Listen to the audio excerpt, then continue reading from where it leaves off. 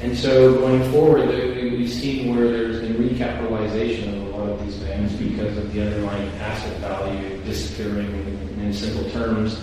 So there's been more injection of capital by governments. How do you see that dynamic, and is that a fix, or does that help, or does it hinder? From an Austrian economic standpoint, how would Austrian economic scholars go through this? That's what some governments try to do in order, well, we need our banks, so if one of the big banks go bankrupt, that might bring a political eruption, turmoil in society, so we better help them. I think that's false, because they have created a problem, and that's the cause for them going bankrupt. But keeping them away from bankruptcy is even worse, because then it's even more difficult for the market to recover. It's now very expensive. That's the bill right now. It's better for us. Even if redistribution would be included, it's not necessary, but even if, it's better to pay the bill right now rather than to make the problem, the bill, a bigger one, and leave it to the next generation. But that's a problem with politics, that they have incentives to leave it to the next generation. And if people are not seeing that, being enlightened how these political, economical issues are worked together, then it's difficult to change the situation. So the more people are educated in these issues, the better it is in the long run to have safer politics for economy.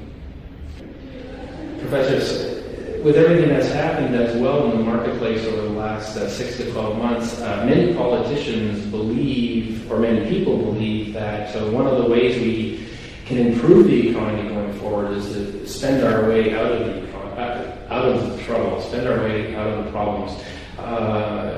And I'm curious that I'm not sure if that's really a solution or something that can help, especially when we consider for a lot of normal families, for instance, that are hurting now. Perhaps one of them have lost a job and they're trying to make ends meet on a limited budget. This is first, it doesn't really sound very keen to them that they should go out and spend their money. But even if they did have money to spend at the moment, would this necessarily help the economy to get out of its existing position? No, not at all, because spending money does not create wealth. Wealth creation is not the other way around, that you produce and that you create savings in order to be in a position to consume in the future. And that is a principle which needs to be understood. If you inject more money right now for consumption at the moment, of course you give it a boost, but in the next round people will not have that money any longer, which they have otherwise saved, following their own personal calculation. And that's the basic problem, that people do not see, or those politicians do not see, that this cannot work. You cannot simply by increasing money, either by putting it into the flow of money or by asking those who have the money to spend it, to increase the wealth. The amount of goods does not change. It has no relation to money or the amount of money which is at the market. You could increase the money to a certain amount as you wish, but that would in no way change the goods on the other side of the table. And the wish to have this amount of goods growing can only be fulfilled if you allow people to act on the market without these diverted price signals to come in with these price signal functions. Okay, so for the average person looking at what their politicians are doing right now, or suggesting right now, having put a lot of money into the market, whether it's been earmarked for banks or whether it's been earmarked for some of the largest corporations, such as the car manufacturers and such,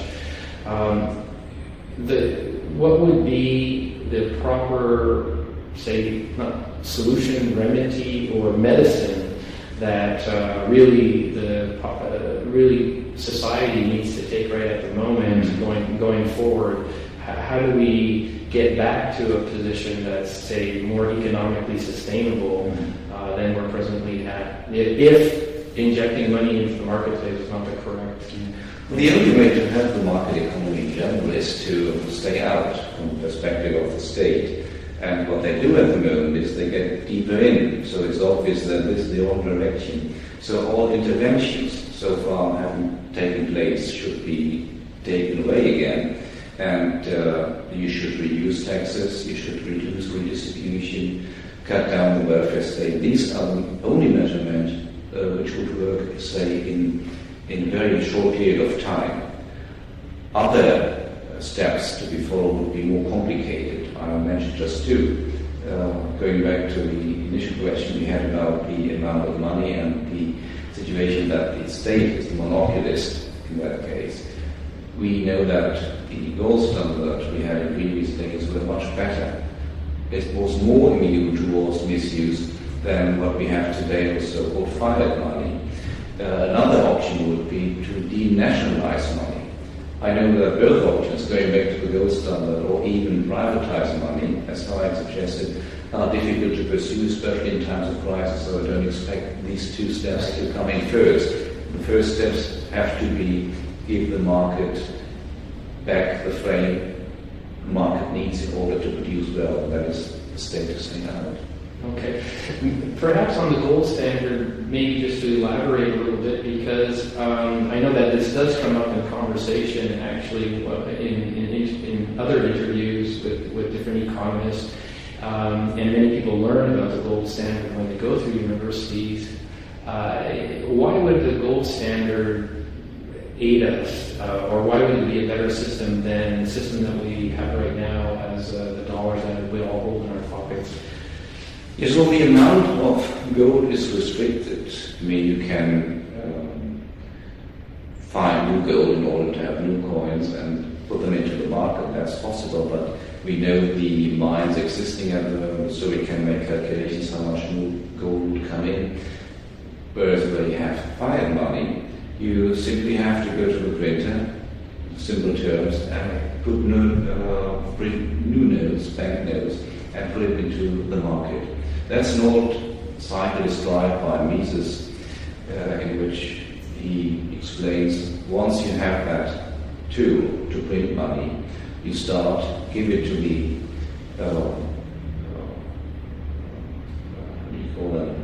Those who are working for the state, they are benefiting first from civil servant, exactly. Public servant. Yeah, they get the money first, and so they do not notice the inflation because it's not visible on the market. But as more money is standing vis-a-vis the same amount of goods, that will bring about the withholding of the goods become more expensive, though you start with inflation right away.